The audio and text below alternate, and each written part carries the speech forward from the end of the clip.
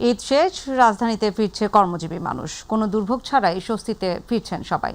গাজীপুরের ঢাকা টাঙ্গাইল মহাসড়কের চন্দ্রা স্টেশন ও ঢাকা ময়মনসিংহ মহাসড়কের চান্দনা চৌরাস্তা স্টেশনে নেমে সবাই যার যার কর্মস্থলে পাশের আবাসনে উঠছেন। কর্মস্থলে ফেরার সময় মহাসড়কের কোথাও কোনো যানজট সৃষ্টি হয়নি।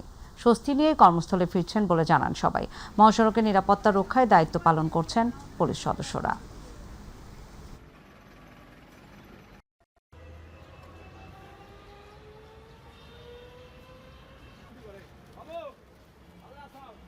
ঈদ শেষে রাজধানীমুখী মানুষের চাপ বাড়ছে দক্ষিণ পশ্চিমাঞ্চলের গুরুত্বপূর্ণ রুট দৌলতদিয়া পাটুরিয়া। যাত্রী এবং যানবাহনের নির্বিঘ্ন পারাপারে ফেরি ও লঞ্চ চলাচল স্বাভাবিক রাখতে নিয়েছে ব্যাপক প্রস্তুতি।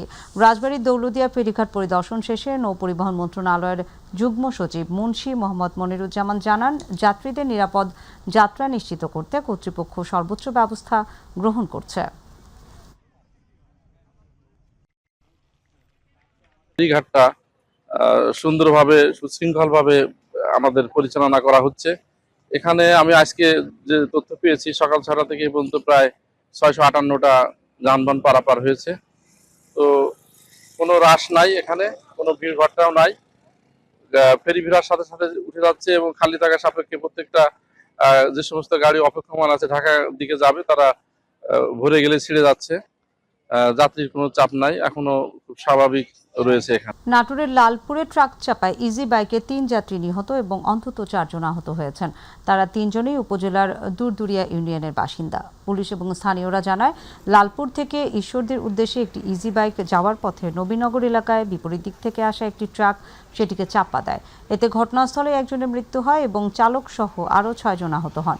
খবর পেয়ে ফায়ার সার্ভিস ও পুলিশ ঘটনাস্থলে গিয়ে আহতদের উদ্ধার করে হাসপাতালে পাঠায় এবং দুর্ঘটনা কবলিত যানবাহন জব্দ করে থানায় নিয়ে যায়।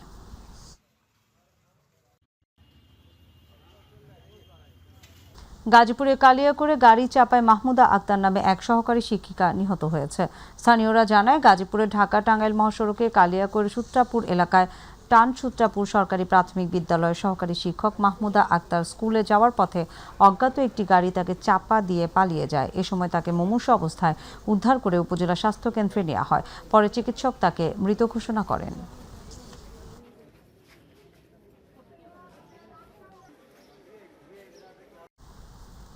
বাংলাদেশ জামায়াতে ইসলামীর সেক্রেটারি জেনারেল মিয়া গোলাম পারওয়ার সংবিধান সংস্কার পরিষদের শপথ গ্রহণের আহ্বান জানিয়েছেন। তিনি বলেন, জুলাই সনদটি ওই পরিষদে আলোচনা করে অনুমোদন দিয়ে সংবিধানের তফসিল হিসেবে অন্তর্ভুক্ত করে আইনগত ভিত্তি দিতে হবে। এ বিষয়ে সরকারি দলকে উদ্যোগ নেওয়ার আহ্বান জানান তিনি। দুপুরে কক্সবাজার শহর জামায়াতের উদ্যোগে ঈদ পুনর্মিলনী অনুষ্ঠানে প্রধান অতিথির বক্তব্যে তিনি এসব কথা বলেন। মিয়া গোলাম পারওয়ার বলেন, জাতীয় নির্বাচনে এই ধরনের ইঞ্জিনিয়ারিং এর জবাব দিতে দলের আমির ইতোমধ্যে স্থানীয় সরকার নির্বাচন আয়োজনের ঘোষণা দিয়েছেন। এই লক্ষ্যে দলীয় নেতাকর্মীদের প্রস্তুত থাকার নির্দেশ দেন তিনি। আমরা আজকে আবেদন জানাই যে আপনারা সংবিধান সংস্কার পরিষদের শপথ গ্রহণ করুন, জুলাই সনদকে সেই পরিষদে আলোচনা করুন, অনুমোদন করুন, সংবিধানের তফসিল অন্তর্ভুক্ত করে এটার আইনি ভিত্তি দেওয়ার গণ অভিপ্রায়কে বাস্তবায়ন করতে হবে। এটি ক্ষমতাসীন দল হিসেবে আপনার দায়িত্ব এবং আমরা অপোজিশন পার্টি হিসেবে এ কাজে আপনাদের সাথে থাকব। লালমনিরহাট ও কুড়িগ্রাম জেলার শিল্পায়নের সম্ভাবনা শীর্ষক আলোচনা সভা অনুষ্ঠিত হয়েছে। জেলা প্রশাসক সম্মেলন কক্ষে আয়োজিত সভায় প্রধান অতিথি ছিলেন দুর্যোগ ব্যবস্থাপনা ও ত্রাণ মন্ত্রী অধ্যক্ষ আসাদুল হাবিব দুলু। বিশেষ অতিথি ছিলেন প্রধানমন্ত্রীর অর্থ এবং পরিকল্পনা উপদেষ্টা ডক্টর রাশেদ আল মাহমুদ তিতুমির। তিনি বলেন, লাল ফিতার দৌরাত্ম্য কমাতে হবে, নির্দিষ্ট সময়ের মধ্যে প্রকল্প শেষ করতে হবে। অর্থনীতির উপরে একটা বিশাল রকমের চাপ পড়েছে এই যুদ্ধ এবং জ্বালানি। তবে আমরা সচেষ্ট আছি যাতে করে বিনিয়োগ পরিস্থিতি এবং আমাদের ঘর গৃহস্থালিতে বিদ্যুৎ সরবরাহ থাকে। পানি সম্পদ মন্ত্রী এবং বিএনপির যুগ্ম মহাসচিব শহীদুদ্দিন চৌধুরী আনি বলেছেন, বিগত সরকারের লুটপাট আর টাকা পাচারের কারণে বাংলাদেশের 7 থেকে 8টি ব্যাংক অচল অবস্থায় রয়েছে। লক্ষ্মীপুর জেলা পরিষদের নতুন প্রশাসকের দায়িত্বভার গ্রহণে আয়োজিত দোয়া অনুষ্ঠানে প্রধান অতিথির বক্তব্যে তিনি এই মন্তব্য করেন। জেলা পরিষদ প্রশাসক এবং লক্ষ্মীপুর জেলা বিএনপি সদস্য সচিব শাহাবুদ্দিন সাবুর সভাপতিত্বে এতে বিশেষ অতিথির বক্তব্য রাখেন লক্ষ্মীপুর 1 আসনের সংসদ সদস্য শাহাদাত হোসেন সেলিম, জেলা জামায়াতের আমির SUM রুহুল আমিন ভূঁইয়া, জেলা বিএনপির যুগ্ম আহ্বায়ক অ্যাডভোকেট হাসিবুর রহমান।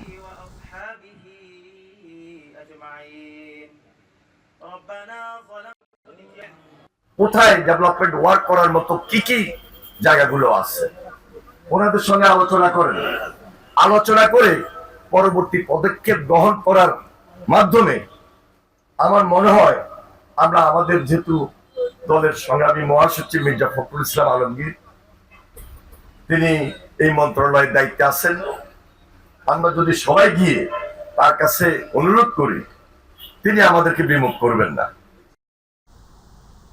চট্টগ্রামের কালুরঘাট বেতার কেন্দ্র থেকে প্রেসিডেন্ট জিয়াউর রহমানের স্বাধীনতা ঘোষণার ঐতিহাসিক স্মৃতি সংরক্ষণে প্রয়োজনীয় উদ্যোগ নিচ্ছে সরকার। দুপুরে বেতার কেন্দ্রটি পরিদর্শন শেষে সাংবাদিকদের কথা জানান সংস্কৃতিমন্ত্রী নিতাই রায়চৌধুরী। তিনি বলেন, মুক্তিযুদ্ধের সবচেয়ে গুরুত্বপূর্ণ সময় ছিল স্বাধীনতার ঘোষণা। সেই সংকটময় মুহূর্তে কালুরঘাট বেতার কেন্দ্র থেকে দেয়া ঘোষণাই দেশবাসীকে স্বাধীনতা সংগ্রামে উদ্বুদ্ধ করেছিল। মন্ত্রী আরও বলেন, এমন গুরুত্বপূর্ণ ইতিহাস সংরক্ষণ করা সবার দায়িত্ব।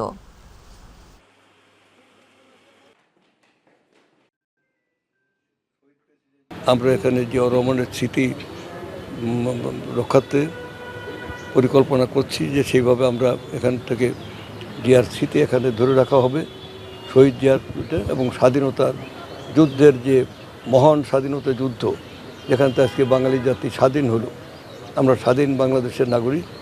এখান থেকে এটাকে ভুলে গেলে, বাংলাদেশের স্বাধীনতা ভুলে গেলে জাতির অস্তিত্ব থাকে না, দেশের অস্তিত্ব থাকে না। হ্যাঁ, সেই জায়গাটা আমাদের আনতে হবে, এইটা হবে ইতিহাসের বিষয়বস্তু। সেই জন্য আজকে আমার এখানে আসা, আমার সাথে আছেন। নারায়ণগঞ্জের রূপগঞ্জে জামদানি ভিলেজ প্রকল্প এলাকা পরিদর্শন করেছেন বস্ত্র এবং পাট প্রতিমন্ত্রী শরীফুল আলম।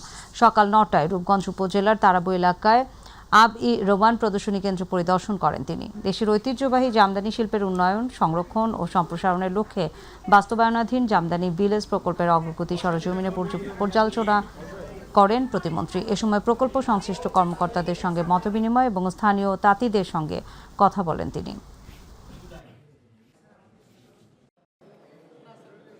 14টা পাটকলই আমরা পিপিপি প্রকল্পের মাধ্যমে, লিজ প্রক্রিয়ার মাধ্যমে আমরা এগুলো চালু করার প্রক্রিয়া শুরু করেছি। অনেকগুলো ফ্যাক্টরি ইতিমধ্যে চালু হয়েছে, অনেকগুলো প্রক্রিয়াধীন আছে।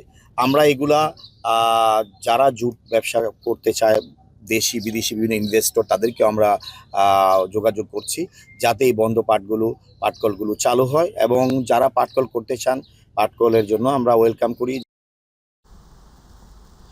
ময়মনসিংহ জেলা পরিষদের নবনিযুক্ত প্রশাসক হিসেবে আনুষ্ঠানিকভাবে দায়িত্ব গ্রহণ করেছেন বিএনপির যুগ্ম মহাসচিব সৈয়দ ইমরান সালেহ প্রিন্স। জেলা পরিষদ কার্যালয়ে পৌঁছলে জেলা পরিষদের প্রধান নির্বাহী কর্মকর্তা শাহ মোহাম্মদ কামরুল হুদার নেতৃত্বে কর্মকর্তা কর্মচারীরা স্বাগত জানান। এই উপলক্ষে জেলা পরিষদ জয়নুল আবেদিন মিলনায়তনে আয়োজিত মতবিনিময় সভায় নবনিযুক্ত প্রশাসককে শুভেচ্ছা জানিয়ে বক্তব্য রাখেন ময়মনসিংহ 4 সদর আসনের সংসদ সদস্য আবু ওয়াহাব আকন্দ ওয়াহিদ, ময়মনসিংহ 8 ঈশ্বরগঞ্জ আসনের জাতীয় সংসদ সদস্য লুৎফুন নাহার মাজেদ বাবু ও ময়মনসিংহ সিটি কর্পোরেশনের নবনিযুক্ত প্রশাসক রোকনুজ্জামান সরকার রোকন উপস্থিত ছিলেন।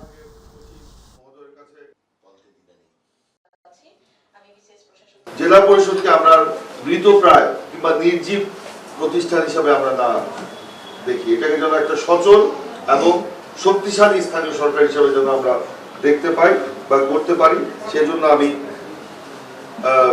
আমার অবস্থান থেকে আমি কাজ করব। পটুয়াখালী জেলা পরিষদের নবনির্বাচিত প্রশাসক এবং জেলা বিএনপি সভাপতি স্নেহাষ্ণু সরকার কুটি আজ প্রথমবারের মতো আনুষ্ঠানিকভাবে তার কার্যালয়ে দায়িত্ব পালন শুরু করেছেন। প্রথম কর্মদিবসে তাকে স্বাগত জানাতে জেলা বিএনপি, জেলা ছাত্রদল, জেলা মহিলা দলের নেতাকর্মী সহ জেলা পরিষদের বিভিন্ন স্তরের কর্মকর্তা কর্মচারীরা উপস্থিত ছিলেন। এ সময় উপস্থিত সবাই নবনির্বাচিত প্রশাসককে শুভেচ্ছা এবং অভিনন্দন জানান। দায়িত্ব গ্রহণের পর স্নেহাষ্ণু সরকার কুটি বলেন, জেলার উন্নয়ন কর্মকাণ্ডকে এগিয়ে নিতে তিনি সকলের সহযোগিতা কামনা করেন। করেন। পাশাপাশি স্বচ্ছতা এবং জবাবদিহিতার ভিত্তিতে কাজ করার প্রত্যয় ব্যক্ত করেন তিনি।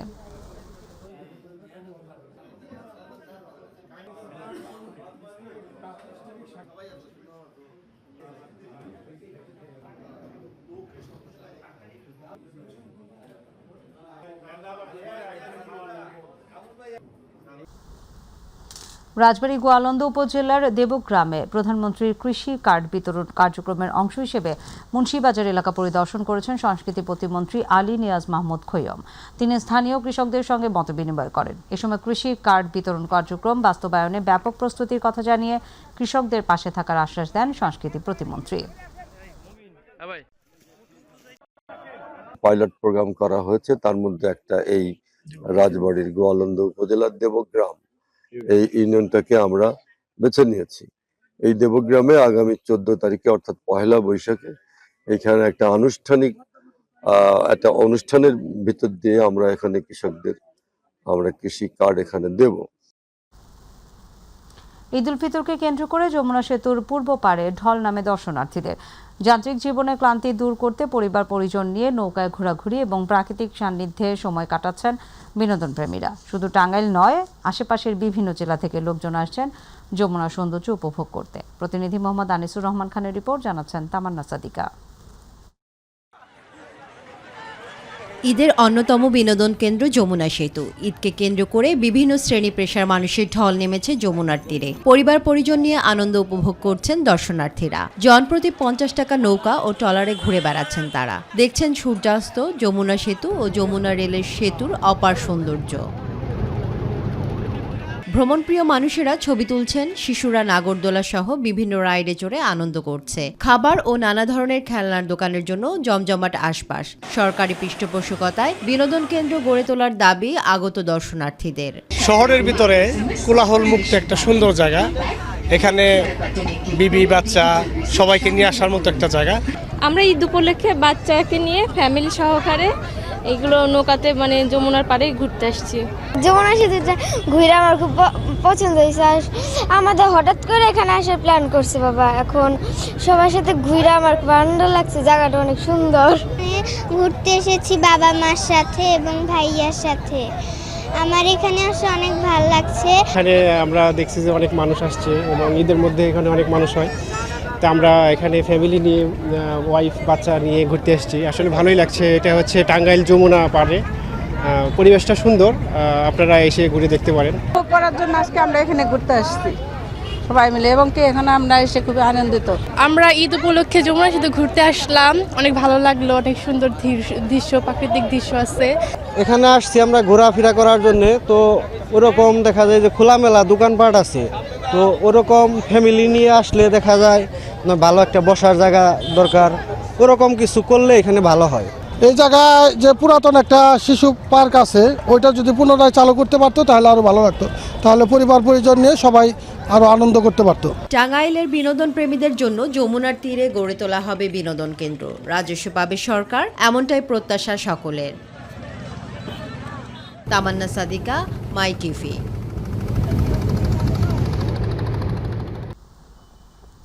পবিত্র ঈদ উল ফিতরের আনন্দ উপভোগ করতে বরিশালের গৌরনদী এবং আঘুলঝরার বিনোদন কেন্দ্রে দর্শনার্থীদের উপচে পড়া ভিড়। প্রতিদিন সকাল থেকে সন্ধ্যা পর্যন্ত সব বয়সের ভ্রমণ পিপাসু লোকের সমাগম ঘটছে। প্রতিনিধি মোহাম্মদ গিয়াসউদ্দিন মিয়ার রিপোর্ট, জানাচ্ছেন হাফিজা খানম জুথি। গৌরনদী উপজেলার বাড়তি ইউনিয়নের প্রত্যন্ত কটকস্থল এলাকায় প্রাকৃতিক সৌন্দর্যের লীলাভূমি, নৈসর্গিক দৃশ্যে ঘেরা বিনোদনমূলক ফারিয়াহা গার্ডেন, বাটাজোর ইউনিয়নের বাটাজোর শাহী 99 পার্ক এবং আগলঝাড়া উপজেলার পয়সারহাট ব্রিজ সহ কয়েকটি বিনোদন কেন্দ্র। ঈদ উল ফিতরের লম্বা ছুটিতে রাজধানী সহ জেলা শহর ও বিভিন্ন উপজেলার ভ্রমণ পিপাসুরা সপরিবারে ছুটে আসেন প্রকৃতির ছোঁয়া পেতে।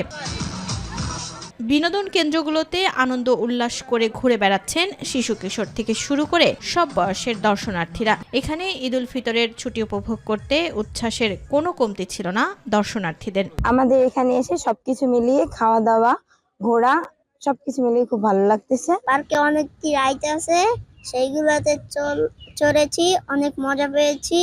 ঈদ মোবারক। পার্কে বেড়াতে এসেছি, অনেক ধরনের খাবার খেয়েছি, অনেক মজা করেছি। আমি আমার নানা নানুর সাথে পার্কে ঘুরতে আসছি, অনেক মজা লাগছে। ঈদ উপলক্ষে এখানে অনেক দর্শনার্থী দূর দূরান্ত থেকে আসছে, আমাদের বেচা বিক্রি ভালো হইতেছে। যাতে মানুষ সুষ্ঠু সুন্দরভাবে এবং নির্বিঘ্নে এই ঈদ উৎসব পালন করতে পারে, এজন্য আমরা এই ফারিহা গার্ডেন পার্কে নিয়োজিত আছি।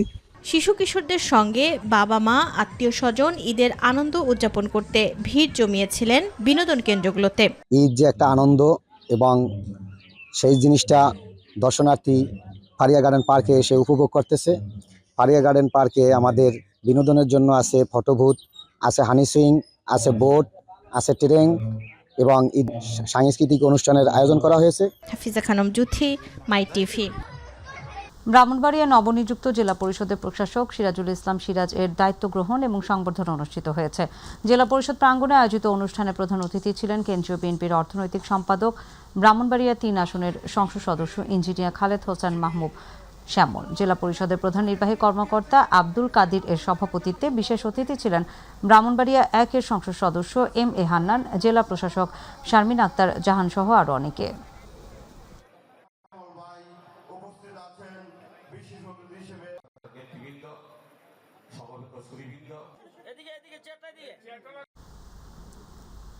চাঁপাইনবাবগঞ্জ সদর উপজেলার ঘোড়াপাখিয়া ইউনিয়নের কুথালিপাড়া গ্রামে সালিশ বৈঠককে কেন্দ্র করে দুপক্ষের মধ্যে ব্যাপক সংঘর্ষ হয়েছে। এ সময় অর্ধশতাধিক ককটেল বিস্ফোরণ এবং বাড়ি ঘরে অগ্নিসংযোগের ঘটনায় 2 জন গুরুতর আহত হবার খবর পাওয়া গেছে। এ সময় পুরো এলাকায় আতঙ্ক ছড়িয়ে পড়ে। বেলা 11টা থেকে দুপুর 1:30 পর্যন্ত সংঘর্ষ চলে। পুলিশ ঘটনাস্থলে পৌঁছে পরিস্থিতি নিয়ন্ত্রণে আনে। পুলিশ এবং প্রত্যক্ষদর্শীরা জানায়, দীর্ঘদিনের বিরোধের জেরে সালিশ বৈঠক ডাকা হয়।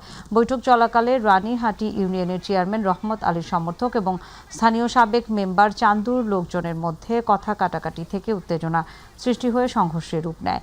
এ সময় উভয় পক্ষ থেকে অপর পক্ষকে লক্ষ্য করে অর্ধশতাধিক ককটেল নিক্ষেপ করে।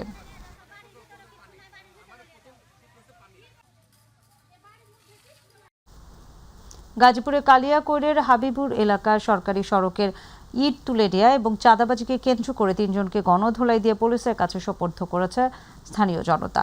সকালে এই ঘটনা ঘটে। অভিযোগ রয়েছে, একটি চক্র দীর্ঘদিন ধরে সরকারি রাস্তার ইট তুলে বিক্রি এবং এলাকাবাসীর কাছে প্রায় 8 লাখ টাকা চাঁদা দাবি করে আসছিল। চাঁদা দিতে অস্বীকৃতি জানালে তারা দেশীয় অস্ত্র নিয়ে হামলা চালায়। এতে কয়েকজন আহত হন। পরে স্থানীয়রা হামলাকারীদের আটক করে গণধোলাই দিয়ে পুলিশে খবর দেয়। পুলিশ ঘটনাস্থলে গিয়ে তাদের উদ্ধার করে থানায় নিয়ে যায়। এ ঘটনায় আইনগত ব্যবস্থা নেওয়া হচ্ছে বলে জানিয়েছে পুলিশ।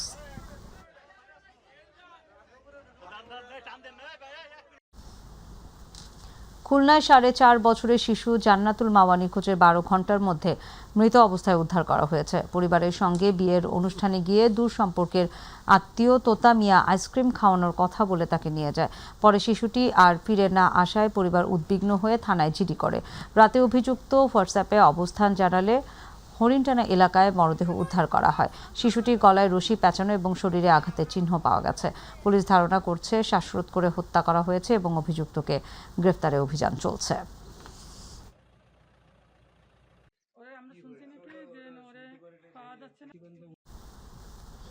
গাইবান্ধার গোবিন্দগঞ্জে লিজা খাতুন নামে এক গৃহবধূর মরদেহ উদ্ধার করেছে পুলিশ। পৌরসভার চক গোবিন্দ গুহাটিপাড়া এলাকায় এই ঘটনা ঘটে। স্থানীয়রা জানায়, ভালোবেসে 2 মাস আগে রাজমিস্ত্রি বাঁধনের সাথে লিজার বিয়ে হয়। বিয়ের পর থেকে তাদের মধ্যে দাম্পত্য কলহ লেগেই থাকতো। তাদের মাঝে কথা কাটাকাটির এক পর্যায়ে স্বামী তাকে মারধর করে কাজে চলে গেলে বাসায় গলায় ওড়না পেঁচিয়ে আত্মহত্যা করে। মৃত্যুর প্রকৃত কারণ অনুসন্ধানে কাজ চলছে বলে জানায় গোবিন্দগঞ্জ থানার তদন্ত ওসি পবিত্র কুমার।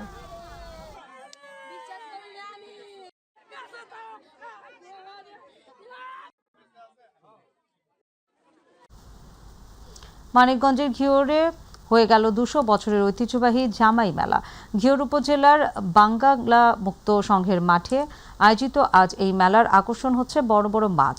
জামাইদের বড় বড় মাছ কেনার প্রতিযোগিতা মেলার প্রধান আকর্ষণ হিসেবে এখনও জনপ্রিয়। প্রতি বছরের মতো এবারও মেলার ঘোড়া দৌড়, সাইকেল রেস, ম্যারাথন প্রতিযোগিতা অনুষ্ঠিত হয়েছে। বিজয়ীদের মাঝে পুরস্কার তুলে দেন মেলা পরিদর্শনে আসেন মানিকগঞ্জ জেলা প্রশাসক নাজমুন আরা সুলতানা, ঘিওর উপজেলা নির্বাহী কর্মকর্তা নাশিতা তুল ইসলাম, সহকারী কমিশনার ভূমি মোহাম্মদ তানভীর ইসলাম সহ আরও অনেকেই।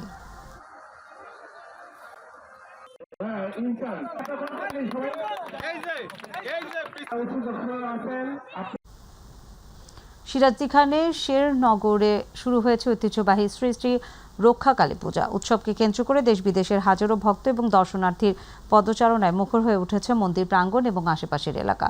কেরানীগঞ্জের ঢাকা বিসিক শিল্পনগরী ঘাটে দেখা গেছে পূর্ণার্থীদের উপচে পড়া ভিড়। নদীপথের দীর্ঘ যাত্রা সত্ত্বেও ভক্তদের উৎসাহ নেই কোনো ভাটা।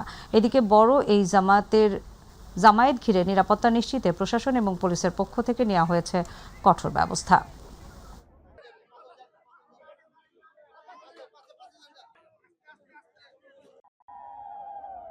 শেখেরনগরের ঐতিহ্যবাহী মেলাতে আমরা যাচ্ছি আর কি দেখার জন্য। এটা হলো পুরো বাংলাদেশের সবথেকে বড় কালী পুজো। মার দর্শন করতে চাই, বছর বছর যেতেছি, এবারও যেতেছি, ভালো মতো যেন যেতে পারি, ভালো মতো যেন আসতে পারি। 15 বছর ধরে প্রতি বছরই আসতেছি মার শেখেরনগর মার পূজা দর্শন করতে। মাদারীপুরের কালকিনিতে একটি স্বেচ্ছাসেবী সংগঠনের উদ্যোগে ব্রিজের উদ্বোধন করা হয়েছে। সোমবার এক আলোচনা সভার শেষে প্রধান অতিথি হিসেবে পিতা কেটে আনুষ্ঠানিকভাবে ব্রিজটির উদ্বোধন করেন মোহাম্মদ মাসুদ হাওলাদার। এ সময় পৌরসভার 7 নং ওয়ার্ডের সাবেক কাউন্সিলর বাবুল ব্যাপারী, মোস্তফা ব্যাপারী, ইউনুস আলী হাওলাদার, কাজী কামাল সহ বিশিষ্টজনরা উপস্থিত ছিলেন।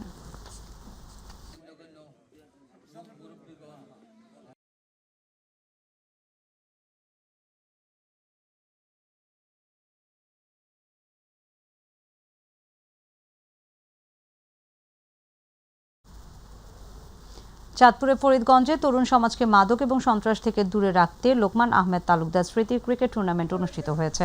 ফরিদগঞ্জ উপজেলা প্রত্যাশী রুস্তম আলী উচ্চ বিদ্যালয় মাঠে দিনব্যাপী এই টুর্নামেন্টের আয়োজন করেন বিদ্যালয়ের প্রাক্তন শিক্ষার্থীরা। এতে বিদ্যালয়ের প্রাক্তন এবং বর্তমান শিক্ষার্থীদের সমন্বয়ে গঠিত 200টি দল অংশ নেয়। খেলায় প্রায় 700 শিক্ষার্থী সরাসরি মাঠে লড়াই করেন। ফাইনাল ম্যাচে আম্পায়ার 11 দলকে 32 রানে পরাজিত করে চ্যাম্পিয়ন হয় হিরোজ দল। খেলা শেষে আমন্ত্রিত অতিথিরা চ্যাম্পিয়ন এবং রানার আপ দলের হাতে ট্রফি তুলে দেয়।